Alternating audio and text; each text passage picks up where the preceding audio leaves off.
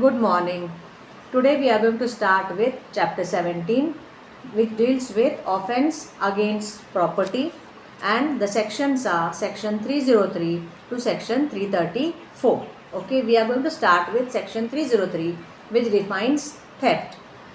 Theft means dishonest taking away of the property, means the intention is what? Dishonest intention, taking away movable property outside the possession of the person and without his consent. These are the four essentials for theft. When a charge of theft is there in the court, we have to see that these four essentials are being fulfilled. Simple four essentials are there. That is, whoever intending to take dishonestly any movable property out of the possession of any person without that person's consent moves the property in order to such taking is said to commit theft. Just four essentials are there to see whether theft is being committed or not. For section 303, there are 5 explanations and certain things are being explained to make it clear what theft is. Okay. Now explanation 1 states that a thing so long as is attached to earth, it is immovable. But once it is being severed, then it becomes movable. Means when the trees are there, they are attached to earth, they are immovable. But once they are being severed, once they are being cut, then they become movable property. Okay. A thing so long as it is attached to the earth, not being movable property, is not the subject of theft, but it becomes capable of being the subject of theft as soon as it is severed from the earth. Similarly, take example of a door. A door is also immovable because it is attached to the wall. But once it is been removed from the wall, then it will be movable property. Means once it is severed, it becomes movable. Till then it is immovable, and if it is movable, then theft cannot be committed. Okay, this is explanation 1. Explanation 2 states a moving effected by the same act which affects the severance may be a theft. Moving means what? Like removing it. Means when we took an example of a tree. A tree is immovable. But what happens? It is been cut. It is been cut. This is one act. But this one act symbolizes two things. One, it is been cut. It means it is becoming movable. Immovable to movable it is becoming. And the theft is also being committed because it is being removed, it is being severed, it is being cut with an objective to commit a theft. Okay. A moving effected by the same act which affects the severance may be a theft. Explanation 3 states that a person is said to cause a thing to move by removing an obstacle which prevented from moving or by separating it from any other thing, as well as by actual moving it. Means if a thing is being kept in stake, how it is there? Because some obstacle is there. Maybe the thing is been tied. As the thing is been tied up, it is immovable. So it is been removed. The obstacle is been removed. So now the thing can be moved easily. Therefore, when you remove an obstacle, you are making it movable. So theft can be committed. Explanation 4.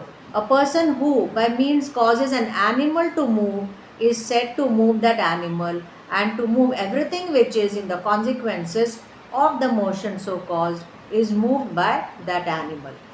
Take an example, a bullock cart is there which is having some property on it, and the bullock cart is not an object. Means that the thief does not want to commit theft of that bullock cart or those bullocks, but he wants to steal the things which are there in the bullock cart. Maybe some bags are there, some property is there on the bullock cart. He does not want the bullock cart, he wants the property. So what he does, he moves the bullock cart, he moves those animals.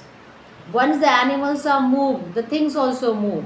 But the object is here to commit theft of the bags or the property. So moving of an animal means moving of the property which it is carrying. That is explained in explanation 4. Explanation 5 states, the consent mentioned in this section may be express or implied consent and may be given by either the person in possession or by person having for that purpose authority. Means the word consent is being mentioned in section 303. Like dishonest intention, taking away movable property outside the possession of the person and without his consent. Means the consent should not be there. So the consent means either express consent or implied consent should not be there. Then only theft can be committed.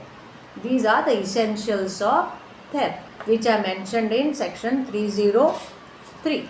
Okay. Now in BNS they have brought one more offense in offense against theft, that is snatching. Previously in IPC we were not having this offense. Chain snatching and all, they are taking place. They have increased in number. Therefore in BNS 304 is being introduced to define snatching. What is snatching? Theft amounts to snatching. Theft is snatching if in order to commit theft the offender suddenly or quickly or forcibly seizes or secures or grabs or takes away from any person or from his possession any movable property. So it is theft. Therefore dishonest intention is required. The property must be movable. It is taken from the possession of that person and without the consent. These 4 essentials are there in snatching. But what thing adds here? Suddenly, quickly, forcibly seizes or secures or grabs, then it is called as snatching. Take an example, chain snatching. The person is going on, the thief comes and he snatches the chain. So theft amounts to snatching because there is some force here. It happens suddenly and quickly. Therefore all the essentials of theft are required, plus this suddenly, quickly, forcibly seizing or securing property is required. Then it amounts to snatching. Theft amounts to snatching. And whoever commits snatching shall be punished with imprisonment of either description for a term extend to 3 years and fine. Immediately punishment is been provided in section 304 itself. Okay. Now section 305. Theft in a dwelling house or means of transportation or place of worship. Okay. Now theft in a dwelling house means where the people are living. There if the theft is been committed. Whoever commits theft in any building, tent or vessel used as a human dwelling or used for the custody of property or on a means of transport used for transport of goods and all, of any article or goods from any means of transport or idol or icon in any place of worship or of any property of the government or the local authority shall be punished with imprisonment extend to 7 years and fine. Okay. Now specifically they have mentioned certain kinds of theft. That is theft in dwelling house, theft of an idol, theft of the property of the government or local authority, theft of any article or goods which are being carried by the transport or theft of any means of transport, means the truck itself or the vehicle itself is been taken away. Theft is been committed of that vehicle itself. So these are to be punished under 305. So if theft is committed other than this, then that is being discussed in section 303 subsection 2. Subsection 2 mentions about the punishment for theft. Imprisonment extend to 3 years or fine or both, and in case second or subsequent conviction it takes place, then the person is to be punished with imprisonment minimum, means not less than 1 year but which may extend to 5 years and fine.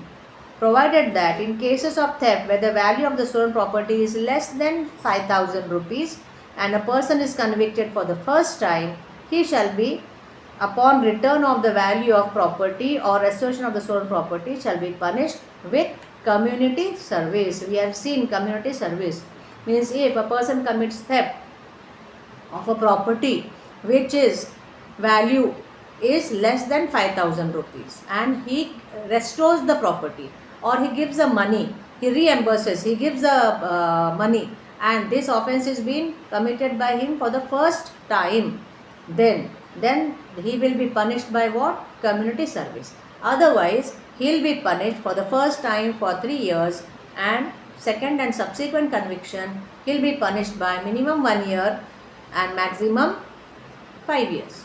Okay, this punishment is mentioned in 303 itself. This punishment is for those offences of theft which are other than which are mentioned in section 305. For 305, the punishment is 7 years and fine. Getting it? Means section 303 subsection 1 defines theft, subsection 2 states punishment and provides for community service also if the stolen property is of less than 5,000 rupees. And one more thing is there, it is less than 5,000 rupees, he is a first time convicted and he restores the stolen property or returns the money, then community service will be given to him. Okay, now we have completed here section till section 305. Then section 306, theft by clerk or servant of property in possession of master. Means here what has happened, the servant himself has committed theft. Means when the relationship is between master and the servant commits theft. The relationship is between employer and the clerk commits theft. Then he should not be dealt under subsection 2 of section 303. He should be dealt specifically under section 306, and the punishment is imprisonment extend to 7 years and fine. Okay, now the last section, that is section 307, theft after preparation made for causing death, hurt or restraint in order to committing of theft. Means in order to commit theft, he is deciding for committing of theft, and theft after preparation made for causing death, hurt or restraint in order to committing theft. Means here he has planned for committing theft, he has also planned for causing death also, or hurt also, or restraint also. Means he has to fulfill his objective, that he has to commit a theft. Therefore, here some things are added here. He is just not committing theft.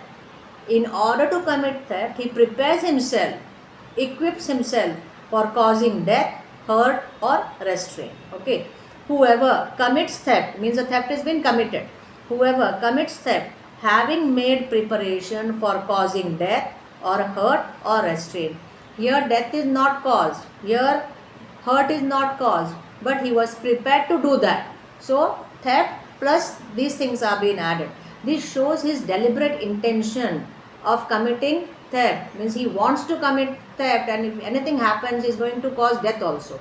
He is going to cause hurt also, or restraint also, or fear of death or hurt or restraint to any person in order to the committing of such theft, in order to effecting of his escape after committing of such theft. Then the punishment is increasing, because here deliberate activities can be seen, deliberate acts can be seen of this person.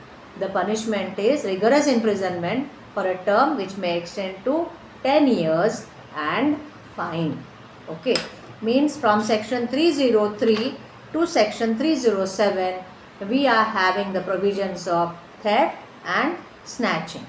Okay, bye bye. See you in the next video.